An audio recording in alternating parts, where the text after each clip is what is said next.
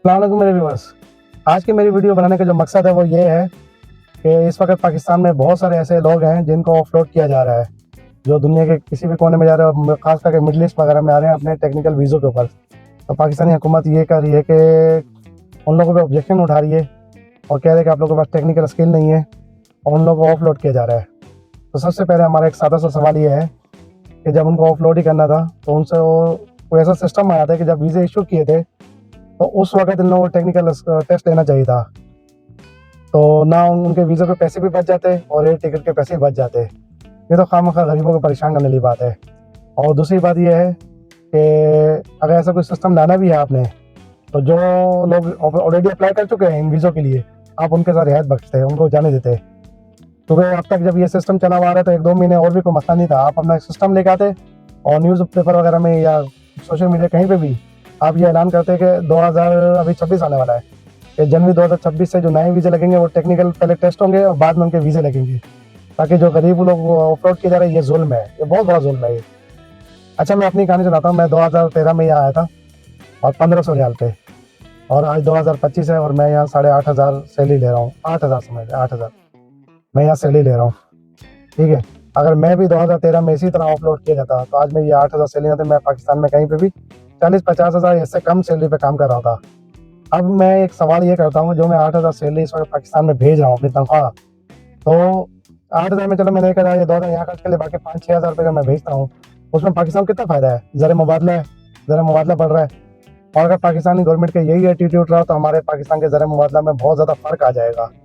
Actually पता नहीं मैं क्यों ऐसा लगता है कि जैसे इस मौजूदा हुकूमत ने ये ठान लिया कि जो ओवरसीज़ पाकिस्तानी उनके साथ इन्होंने मुकम्मल तरीके से मतलब दुश्मनी मोल लेनी है। इनकी मुख्तलिफ ऐसी पॉलिसी है जिसमें ओवरसीज़ पाकिस्तानी को बहुत ज़्यादा ऑब्जेक्शन है। तो मैं सबसे पहले मैं अपनी बात बताऊंगा ताकि मेरी कहानी सुन के जितने भी लोग जो मेरी वीडियो देख रहे हैं वो ये डिसाइड करें कि यार हुकूमत का ये जो इक़दाम है वो कितना सही है वो। ठीक है, मैं 2013 में जब यहाँ आया था तो मैं कंपनी है यहाँ पे जामिन स्टील, मैं कराची से वहाँ पे इंटरव्यू दे के आया था, लेकिन मैं इतना ख़ास कारीगर नहीं था वेल्डिंग का, और बस बहुत नॉर्मल वहाँ जो मैं जामिन स्टील से एक इंस्पेक्टर लेने आया हुआ था हमारी सिलेक्शन करने के लिए, वो भी जो कि पाकिस्तानी था। और बस मेरा एक नसीब भी था आने का, तो उसने थोड़ी रियायत बख्शी और मेरा इंटरव्यू लिया। इंटरव्यू में पास हो गया, लेकिन टेस्ट में मैं थोड़ा सा रह गया था। तो बंदे बहुत ज़्यादा जा रहे थे, 70-80 बंदे जा रहे थे। तो उसने ये सोचा कि यार चलो अगर 10-12 आदमी ऐसे चले भी जाए तो इसमें क्या ऑब्जेक्शन है, वहाँ जाके हम इनको ट्रेनिंग देते हैं। अच्छा, ये होता यूँ ही है, जो भी यहाँ टेक्निकल फील्ड में आते हैं उनको यहाँ ट्रेनिंग दी जाती है, ऐसा डायरेक्ट काम पे नहीं लगाया जाता। और ये सिर्फ पाकिस्तान नहीं है, ये इंडिया, नेपाल, बांग्लादेश, हर श्रीलंका, अफगानिस्तान, सब तरफ से ऐसे लोग आते हैं। वहाँ कोई टेक्निकल नहीं लिए सीखे हुए होते हैं। जो गल्फ में फ्रेश आता है वो ज़ीरो ही आता है, यहाँ आके सीखता है वो। सबसे पहले आप जो हुकूमत में जो लोग हैं, सबसे पहले मैं इनसे बोलूँगा कि ये कभी ओवरसीज़ बने तो इनको पता चले ना कि भाई यहाँ क्या तरीक़ाकार होता है। तो तरीक़ाकार ये होता है, जब वहाँ से आते हैं लोग यहाँ पे आके इनको ट्रेनिंग दी जाती है, कम से कम 1 महीने की ट्रेनिंग दी जाती है, उसके बाद उनको जॉब दी जाती है। तो मेरे साथ भी हुआ, मैं पाकिस्तान से यहाँ आया, वेल्डिंग की जॉब पे 1500 चल रही थी मेरी। तो करते करते इसी मैं जब यहाँ आया, मैं वेल्डिंग सही नहीं थी, लेकिन उन्होंने मुझे ट्रेनिंग दी, 2 महीना ट्रेनिंग दी। और मैं नहीं था अकेला, मेरे साथ नेपाली भी थे, इंडियन भी थे, बांग्लादेशी भी थे, और भी मुख्तलिफ, इवन के यहाँ के सऊदी अरब जो सऊदी लोग होते हैं, ये वेल्डिंग का काम जो करते हैं, ये भी तो डायरेक्ट यहाँ के ट्रेनिंग लेते हैं, बाद में ये लोग वेल्डिंग का काम करते हैं। तो हम सब नेशनलिटी के, और इन्होंने क्या था, जो बड़ी कंपनी थी उनका एक अलग एक सेक्शन बना होता है और एक स्कूल बनाया होता है सीखने का। तो वहाँ इन्होंने मुझे डाला, 2 महीने में प्रैक्टिस करता रहा। एक होता है टीचर, वो सिखाता है सबको, और इसमें कोई बुरी बात नहीं, इसमें किसी मुल्क की कोई बदनामी नहीं होती। अगर आप वहाँ से वेल्डर, चाहे आप जितने भी अच्छे वेल्डर हो, आपको यहाँ आके ट्रेनिंग करनी है। अगर वो आप स्कूल पास करेंगे तब जाके लोग वेल्डिंग की जॉब पे या कोई और जितनी भी जॉब्स हैं, यहाँ तो कुछ ऐसी जॉब्स है जिनके इंटरव्यू से ही वो लोग लगा देते हैं, लेकिन उसमें भी यह होता है उनको पता चल जाता है कि ये कितना स्किल्ड है, तो वो आहिस्ता आहिस्ता फिर इसको चांस देते हैं, फिर ऊपर ले जाते हैं। अच्छा, फिर मैं अकेला नहीं था, और भी बहुत सारे लोग थे, 2 और मेरे साथ ऐसे आदमी थे, एक कश्मीर से था, एक रावलपिंडी से। वो लोग भी बड़े फ्रेश आए थे, यंग लड़के थे बिल्कुल, लेकिन उन्होंने अपना परफॉर्मेंस की उस कंपनी में और बड़ा अच्छा नाम कमाया था। और इसी तरीके से अगर वो भी इसी आज के तरीके में वो भी अगर ऑफलोड कर दी जाते तो यहाँ उनका क्या नाम होता? पूरी कंपनी में उनका एक नाम था कि भाई ये 2 लड़के जो पाकिस्तानी हैं ये बहुत ही अच्छा काम करते हैं, वो भी फ्रेश आए थे। तो मैं भी इसी तरीके जब यहाँ आया, मैं वेल्डिंग की मैं ट्रेनिंग ली मैंने 2 महीने के बाद करते करते मैं वेल्डिंग की जॉब पे आ गया। मैं वेल्डिंग करता रहा, नसीब में था, बस नसीब में वेल्डिंग करता करता करता फिर 2 साल मैंने 2.5 साल वहाँ मैंने काम किया। उसके बाद मैं फिर दूसरी कंपनी में गया, यहाँ से तनाजुल उठा के। मेरा जामिल के वीज़े पे मैं आया था। अब बहुत सारे लोग जो यहाँ रहने वाले हैं, जो मेरी वीडियो देख रहे होंगे, वो एक चीज़ सोचेंगे कि अगर आप जामिल के वीज़े पे आए तो आपको कैसे उन्होंने तनाजुल दे दिया। तो जो मेरे पाकिस्तान में लोग बैठे हुए हैं, तनाजुल का मतलब ये होता है कि हम अगर पाकिस्तान से वीज़े पे आएंगे और इस कंपनी में हम जॉब करेंगे, किसी भी कंपनी में जॉब करेंगे, और उस कंपनी का हालात अच्छे नहीं, तो या आप खुद चाहते हो तो यार मैं इस कंपनी से दूसरी कंपनी चला जाऊँ, तो वो होता है ट्रांसफ़र, इंग्लिश में बोलते हैं ट्रांसफ़र, अरबी में उसको कहते हैं तनाज़ुल। तो ये लेने का तरीका ये होता है कि अगर आप अपने मैनेजर के पास या एचआर के पास जाएँ, उनसे कहें कि मुझे इस कंपनी से तनाज़ुल चाहिए और मैं दूसरी कंपनी में, मुझे अच्छी अपॉर्चुनिटी है। और बशर्त ये होती है कि जिस कंपनी में आप जॉब कर रहे हो वो दूसरे उसी प्रोडक्ट की सेम दूसरी कंपनी ना हो, मतलब उसका काम थोड़ा अलग हो। तो ये लोग देखते हैं अपॉर्चुनिटी, उसके बाद ये लोग इजाज़त दे देते हैं इस चीज़ की कि ठीक है आप जा सकते हो, आपको तनाज़ुल मिल सकता है। लेकिन ये थोड़ा मुश्किल प्रोसीजर होता है। तो जब आपका नसीब अच्छा हो तो फिर ये भी पॉसिबल है, ये भी। तो मैंने भी बिल्कुल इसी तरीके से, जब मुझे अच्छी अपॉर्चुनिटी मिली तो मैंने ऑनलाइन चेक किया था यहाँ पे कंपनी में, उसका नाम था पेनगल वाल्व। तो उसमें मुझे अच्छा चांस मिला। यहाँ मेरी 1600 सैलरी थी, वहाँ मैं गया हूँ तो वहाँ मेरी सैलरी तकरीबन 3500 रियाल लगी मेरी सैलरी। 3500 मतलब यहाँ से डबल लगी वहाँ पे। तो मैंने गया, मैं वहाँ पे तो कंपनी के साथ ऑलरेडी पूरे चल रहे थे इस टाइम। 2016 की बात बता रहा हूँ मैं आपको, 3 साल हो गए थे मुझे। उनसे मैंने कहा मुझे जाना है, ऐसे मैं तनाज़ुल लेना है, मुझे अच्छी अपॉर्चुनिटी आई है। तो उन्होंने कहा ठीक है आप एक ऑफर लेटर लेकर जहाँ का आपको अच्छी अपॉर्चुनिटी आई है। अच्छा, बहुत सारे मेरे व्यूवर्स ऐसे हैं, उनको मैं बता दें कि ऑफर लेटर क्या होता है।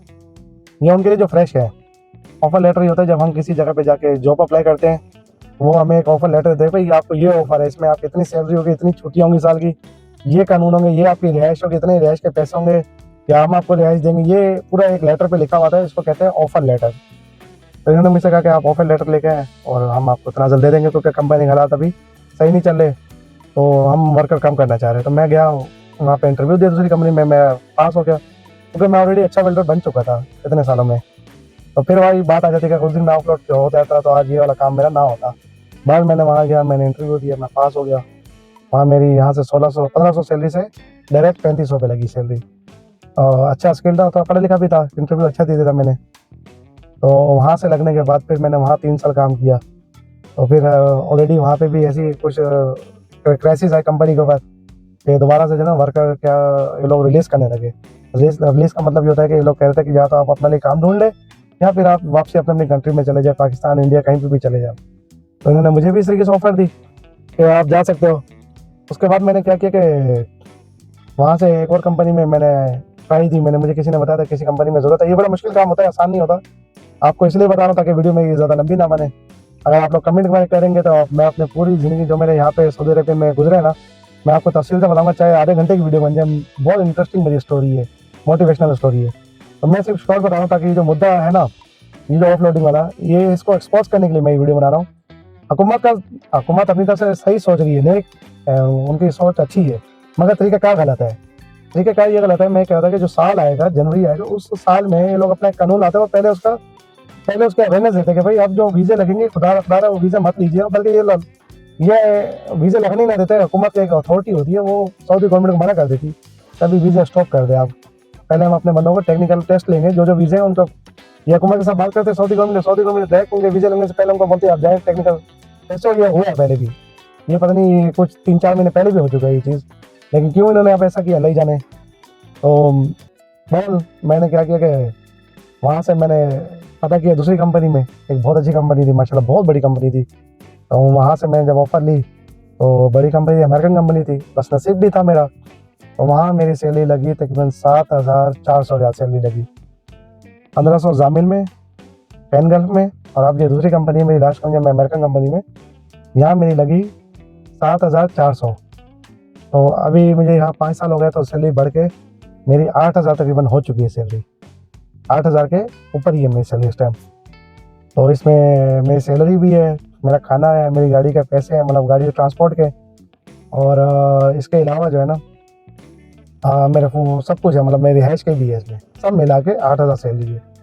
तो अगर उस दिन मैं फिर वही कहूँगा कि उस दिन कितने कितने बेचारे बदनसीब लोग होंगे जिनको इन्होंने ऑफलोड किया, वो मेरी तरह यहाँ के अपना किस्मत आजमाते हैं, और ये 8000, 9000, 10,000 कितने लोग हैं जैसे फ्रेश आते हैं यहाँ 12,000, 15,000 कमाते। तो ये किसका भला था? ये हमारे पाकिस्तान का भला था। ये चीज़ें पाकिस्तान में ये उसकी तफसील बढ़ती है। तो मैं अल्लाह ताला इस हुकूमत का हिदायत दे, और नकवी साहब को भी एक मेरा मशवरा है खुदा ऐसे कोई भी काम करे, पहले कम से कम 5 से 6 महीने पहले उस पर एक काम करें, फिर जाके आप वीज़ों के बारे में इस तरह के कोई अहकामात जारी करें ताकि गरीब लोगों के पैसे बच सके।